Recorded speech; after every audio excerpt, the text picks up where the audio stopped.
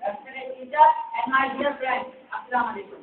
Mr. President, in the charm and president of dominion over the world British, was ready to take every given system action on any part of world of country. In the subcontinent, he led out the day and day, divide and rule and equity succeeded in God and gave neither innovation upon his wide country. God, Hindus and Muslims, lift their ways and draw away the possible enemy on the platform of their own organization. Mr. President, Indian National Congress represented the aspiration of Indian people against the hard-handedness of British Raj to partisan join it and work for the unity and betterment of Hindus and Muslims. But soon he realized that the Congress organization worked against the interests of Muslims, so he left it and joined the Muslim League. The parallel organization was later by the Muslims in 1908. Mr. President, under the leadership of Jinnah, the Muslims ran their political struggle and continued to liberate themselves from the political boundaries of English and economic problem of Hindus.